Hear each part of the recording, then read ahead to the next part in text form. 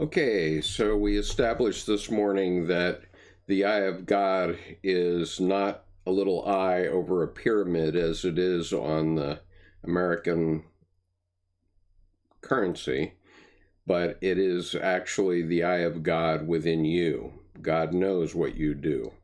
And it also works in karma. The universe is in balance, and God knows what you do. And so if you do something that's not right, you're going to pay for that in the long run, down to the third generation. That's the tradition of karma. Okay, so I'm going to continue this reading of chapter 2 of the meaning of consciousness, which is from this book, The Creation of Consciousness, Jung's Myth for Modern Man, by Dr. Edward Edinger. And so chapter 2 is entitled The Meaning of Consciousness. I read part 1 of chapter 2 this morning, and this is part 2, beginning on page 52. Knowing with. We have now explored the two sides of the knowing factor of consciousness. 1, the experience of being the knowing subject, and 2, the experience of being the known object. One could say that we begin our psychic existence in the unconscious state of known object and only laboriously, with the growth of the ego, achieve the relatively tranquil status of knowing subject. Then, if development is to proceed, the relative freedom we have won must be relinquished as the ego becomes more aware that it is the object of a transpersonal subject, namely the self. After both these experiences, the way is open for the reconciling third, which I take to be the full meaning of which I take to be the full meaning of the knowing with. So remember, this is the idea of thesis, antithesis produces the synthesis. The process of knowing is a power process. To be a knower means to dominate the known object by the power of logos. To be the known one means to be the victim of the knower. The participant in the process of knowing means to participate in the process of knowing means to play one of these two roles or both alternatively. However, the definition of consciousness is knowing with, has a second factor. It involves not only knowing but also withness. Withness is the dynamism of connectedness, the relationship principle. If knowing is a function of logos, withness is a function of eros. We thus reach the unexpected discovery that the word we use for the highest value, consciousness, is in its root meaning a conjunctio, a union of logos and eros. The experience of knowing with can be understood to mean the ability to participate in a knowing process simultaneously as subject and object, and knower and the known. This is only possible within a relationship to an object. This is only possible within a relationship to an object that can also be a subject. Practically, this means either a relationship with an outer other, a person, or an inner other, the self. In reality, both are required, although one's attitude type will determine the relative importance of outer and inner factors. The extrovert gives primary emphasis to the relationship with the outer expression of the self, and the introvert gives first value to relationship with the inner manifestation of the self. The process of becoming conscious requires both seeing and being seen, knowing and being known. This is not hard to understand from the standpoint of the ego, but if there is To be true witness in our knowing, the same must apply to the other center of the process, namely the self. The self also must need to be known as well as to know.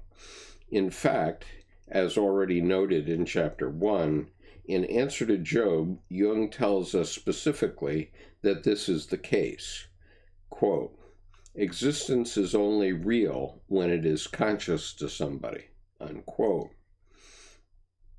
That is why the Creator needs conscious man, even though from sheer unconsciousness he would like to prevent him from becoming conscious. Because,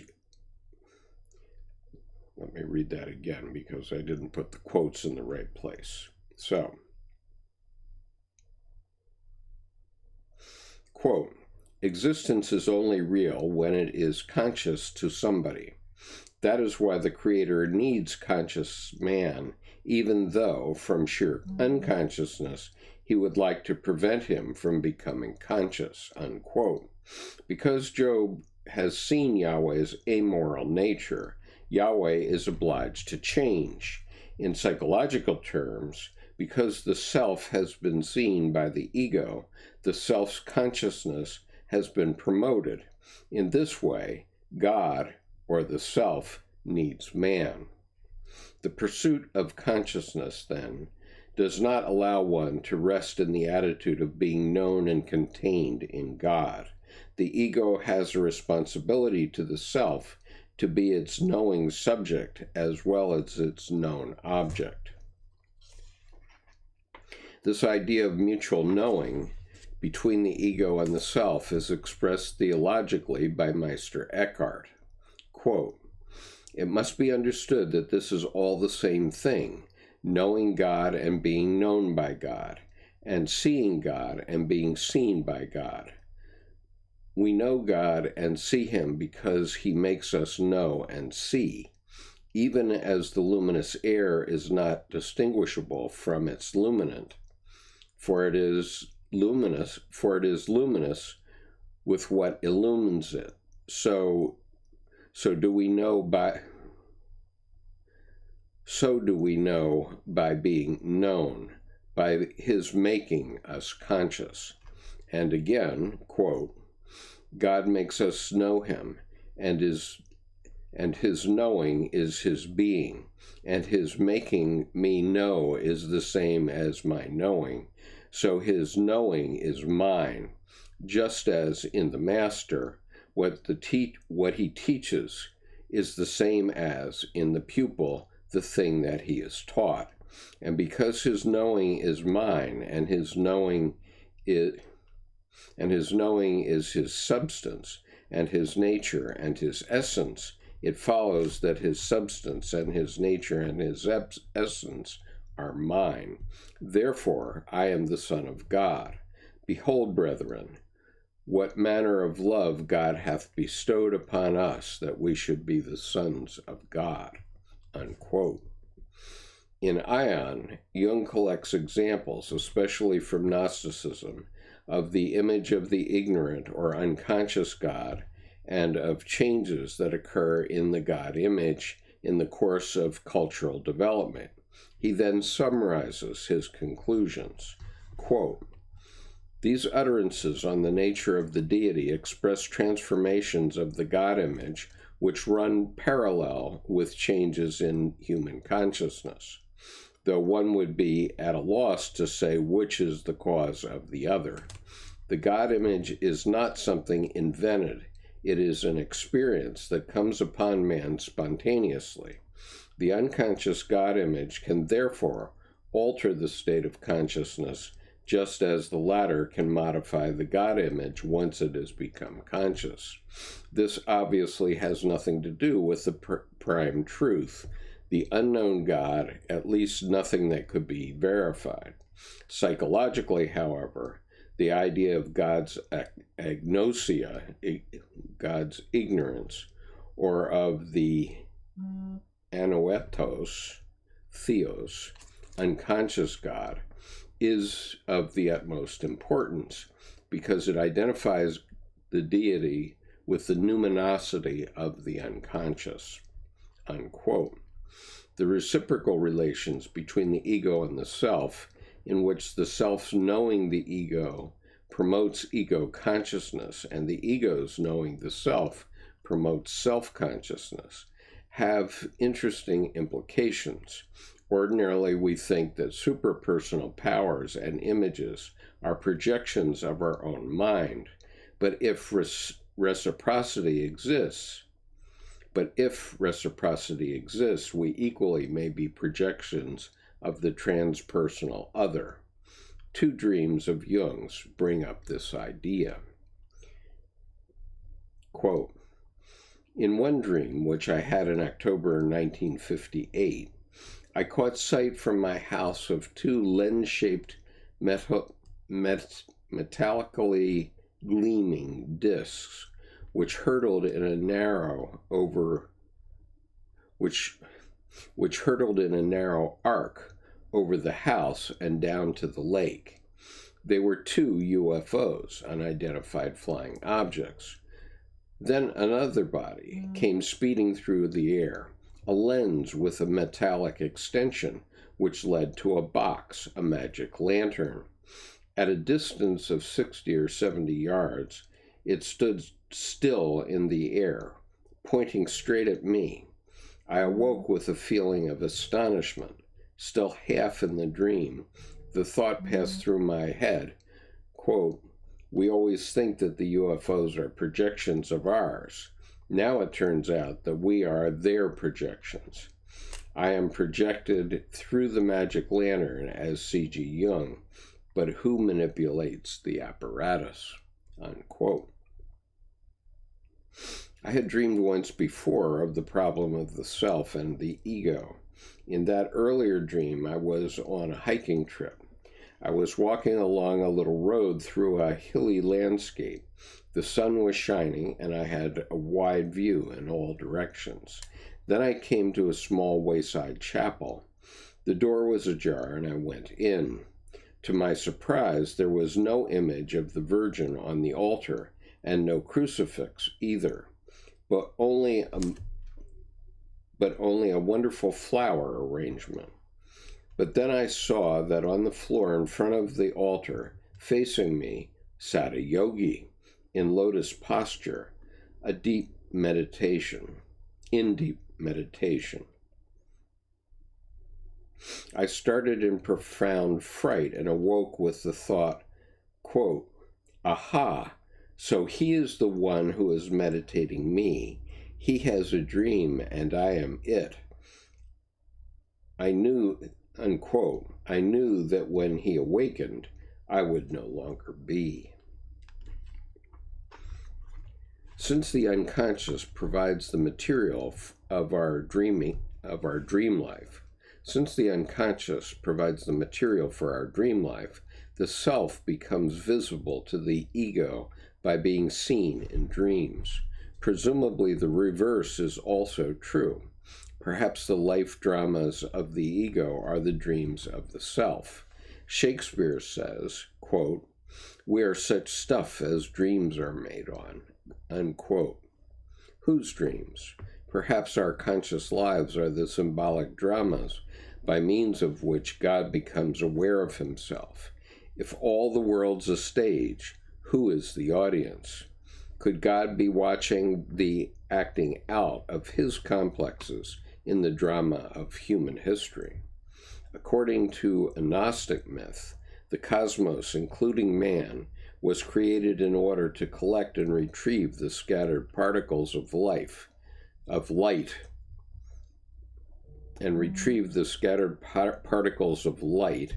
which had been lost in the beginning.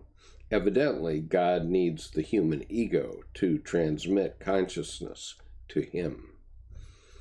I offer you a personal fantasy. Suppose the universe consists of an omniscient.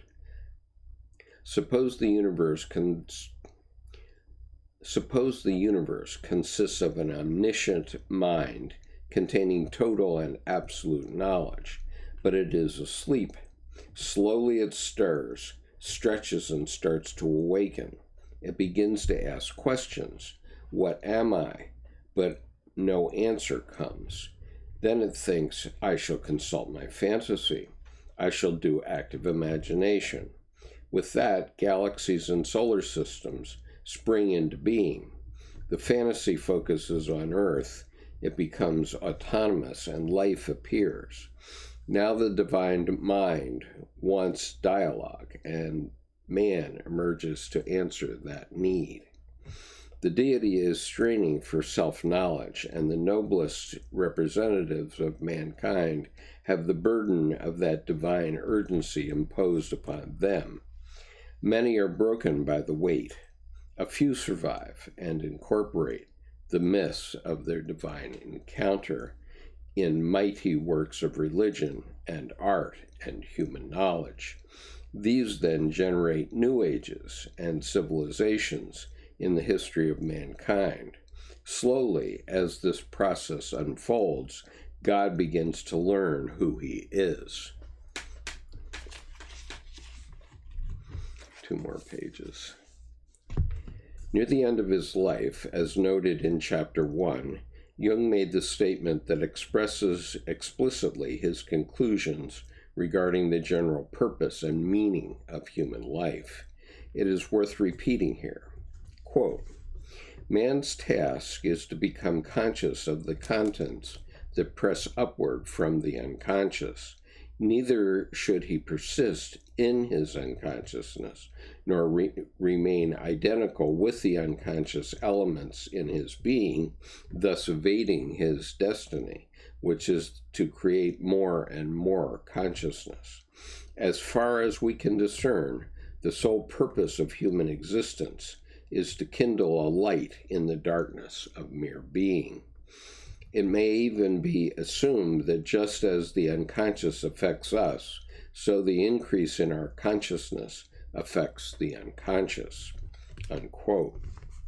This passage distills the work of a lifetime, a life which, in my opinion, is the most conscious life ever lived. If we condense the statement to its essence, we arrive at this, quote, the purpose of human life is the creation of consciousness, unquote. I find it profoundly significant and very moving that Jung should choose to leave us such an unequivocal answer to the universal question of the meaning of life. Jung, the man who always used such care not to go beyond the demonstrable empirical facts, the man who required knowledge rather than belief, has decided to answer the riddle of the Sphinx. We can be sure he knows the answer and is not just guessing. On the collective level, consciousness is the name for a new supreme value coming to birth in modern man. The pursuit of consciousness, science, unites the goals of the 2 previous stages of Western history, namely religion and science. Religion means linking back, has as its essential purpose the maintaining of man's connectedness with God. This corresponds to Eros, the connecting principle and the withness factor. The connecting principle and the withness factor of consciousness as knowing with. Science, on the other hand, boldly gave up the connection with the other and opted instead to pursue an increase in human knowledge. If religion is self-oriented, science is ego-oriented. Religion is based on Eros, science on Logos. The age now dawning will provide a synthesis for this thesis and antithesis. Religion sought linkage, science sought knowledge. The new worldview will seek linked knowledge. It is already widely recognized that the pursuit of scientific knowledge as the highest goal of human endeavor is puerile and inadequate to the needs of the whole man. A return to the intellectual naive standpoint of concrete religious faith is equally inappropriate to the modern mind. A genuinely new goal and purpose for human existence is required. That new goal has been found and articulated by Jung. In his words, quote, "Man is the mirror which God holds up before him, or the sense organ with which he apprehends his being," unquote. Thus, the individual striving for consciousness becomes the modern formulation of the venerable idea of laboring in the vineyard of the Lord, and the new answer to the age-old question of the meaning of life. Okay, so that is the end of chapter 2, and I'm sorry I can't dawdle, but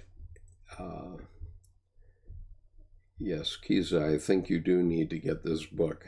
This book cannot possibly, this book, as you see how I mark these books up, and every little color tab there is a place I could write an essay about. But it's a very complex book, and it's definitely worth purchasing. And while you're at innercitybooks.net, to purchase this book, you can peruse their other offerings, which are truly profound. And so I'm sorry, but I have to leave for the evening. But good luck, and I hope you enjoy this video again.